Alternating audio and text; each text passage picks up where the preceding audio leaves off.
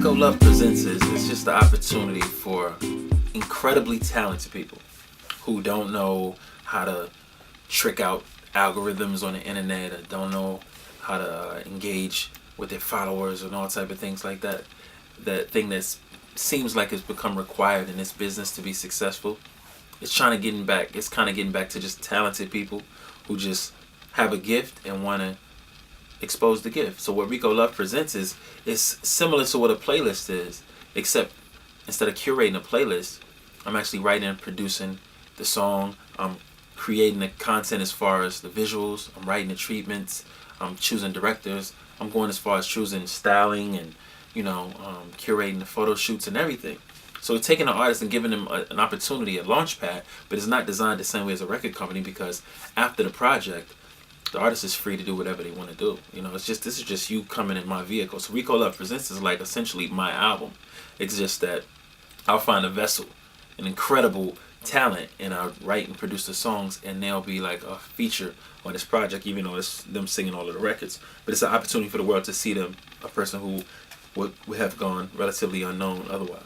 Honestly, what it is, I've always had a dream to break artists. I've always wanted to, and I've done a lot of things in my career, but I don't feel like I can call myself accomplished unless I break an act. You look at Rodney Jerkins, you look at Pharrell, you look at David Foster, you look at, Clive, you look at Jimmy. These people broken act after act after time and time again. I think that those are people I salute, take my hat off to as incredible producers, Timbaland and Missy, and to be able to take a talent that nobody's heard of and expose them to the world, on a mainstream level. That's been a goal of mine. I think I'm an incredible judge of talent, and I'm a horrible judge of character. So sometimes I'm so in love with the talent, I miss out on the character, and you kind of clash. So what happens is you kind of get in a situation where you're kind of stuck with this person. So instead, I would rather have the opportunity to fulfill my dream of breaking artists, have their dream fulfilled of being seen by the world, and then giving them the freedom and opportunity to understand that this particular project is my vision. It's Rico Love Presents. This is solely my ideas, solely my visuals, solely my perception. And afterwards, you can go on and be whatever you want to be, but you came through this boot camp, if you will, and kind of learned the game and learned the business. I got some incredible records and got an opportunity for the world to see you. And after that, you take the world by storm on your own terms, unless you feel like this is something you want to consistently do, which we all for too. I just really fall in love with incredible talent. Like, if you have an amazing voice, it's something that, I taught myself how to sing, right? And I got a pretty decent tone, I would like to think. And I just think the concepts that I write are a little bit more left, and I think that's what makes me stand out as an artist. But I'm always inspired and intrigued by just people who have effortless voices, like just incredible singers, So when I come across those people, it upsets me that they have to do a song and dance to get the world to see them, as opposed to just being incredibly talented. Whitney Houston came about, she just sang. She was just incredible, an amazing performer, an amazing talent, but she didn't have to do all the bullshit that you got to do now. She just sang. He just said, sing. And I remember for her first album, the Whitney album, and the album cover was just her. It was just like unapologetic talent. It's not about who she's dating or this person happened or she got this many followers. This girl could sing. Clive Davis saw the vision, and he believed in her, and he made it come to life. And I think that artists deserve that, and that's why Rico Love Presents is so important, because the world is going to look for how many this you have. So through the Rico Love Presents opportunity, now you got that platform and more people know who you are, makes it easier for you to go out and fit in a world where they care about followers and numbers. For instance, there's a girl who's my latest artist on the Rico Love Presents, a girl named Anaya Lamise, and I literally posted her last week, maybe a week and a half ago. I posted a video of her singing. She had 3,900 followers. By the end of that day, she had 22,000 just from my post. And then now I posted her again this week. Now she's at 69,000 followers. So all I had to do was just say, "Hey, check her out. She's so no, don't get it twisted. It's the platform, but if she was whack, yeah, nobody would have been running to her. It's just that she has such an exceptional ability and such a crazy personality. And right off top, you look at her and you're like, wow, her eye contact with the camera, her charisma, the wordplay. And it was like, wow, who is this girl? And then she started trending, and then the video went viral. And it was a situation where just one post did that for her. That's what Rico Love Presents represents. The opportunity for an unheard person who has the gift but doesn't know how to, manipulate social media. And they deserve a shot, man. And I would hate to have millions and millions of kids who are really talented not get opportunity because algorithms. I met Texas like 2 years ago. A girl named Quayla Jackson from Dallas, Texas. And somebody tagged me on an Instagram video. And her voice was... Listen, the voice was so pure that I was thinking at first, like, why they tag me on a Beyonce video? Like, what was the point of this? And I was about to keep scrolling, and then I realized, no, it's not Beyonce, it's somebody else. So I started going through the page. I'm like, this girl is... Like, the voice was insane. So I DM'd her, reached out, and I said, look, first of all, she's gorgeous, so I didn't want to come off like I'm trying to hit on her or anything. Yeah. But I was just like, look, I'm super professional. I think you're incredible. I love to work with you. This was on a Friday.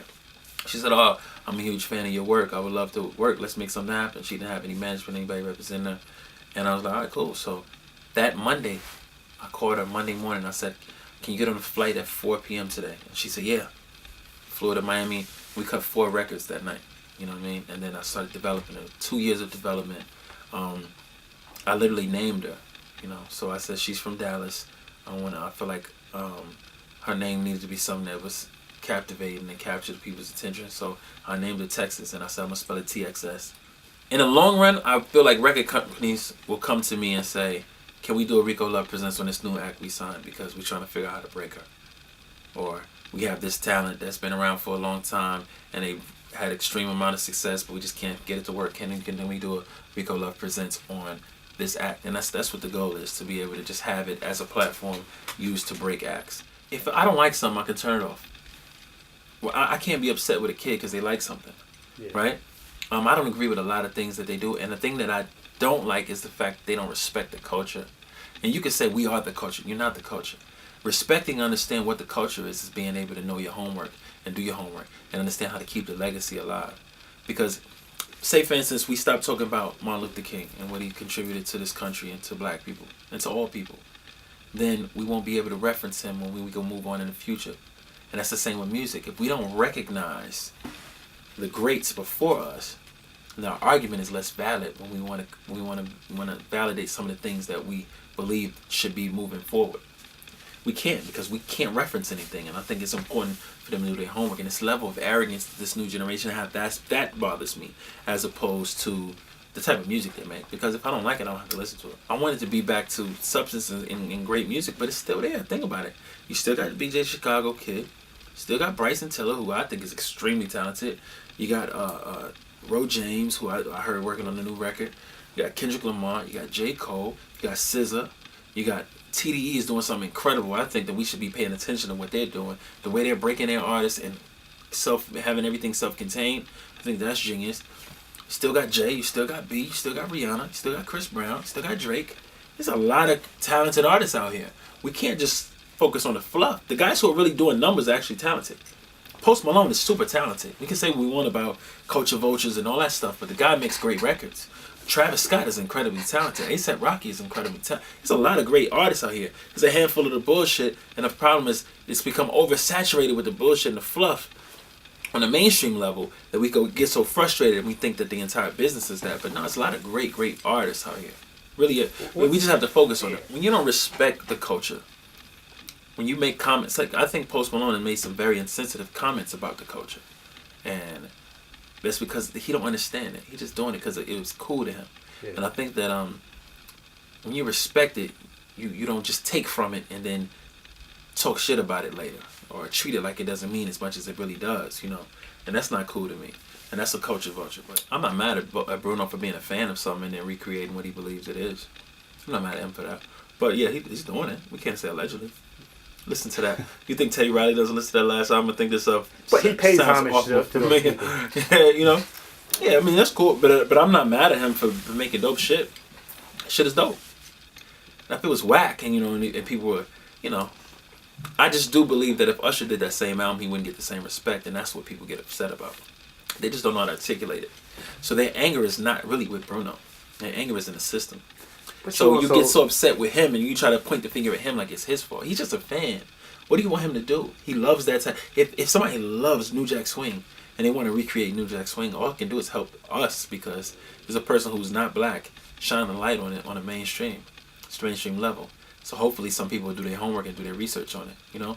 But and even if they don't, it's cool because you're keeping a sound alive that fed a lot of people for many, many years, and inspired a lot of people for many years. I just think people don't know how to channel their anger.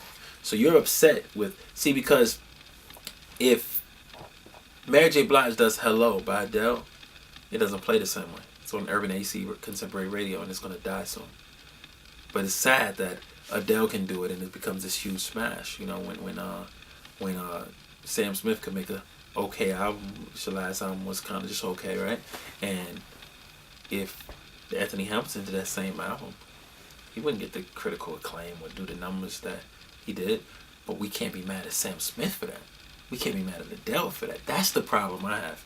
We can't be upset at them. The machine is what causes this.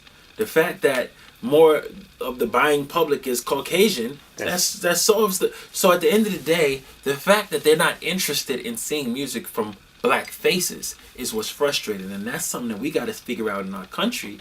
Why is it that so many white people don't want to see black faces on their radio stations or hear black voices on their radio station, but they'll accept it from a white one?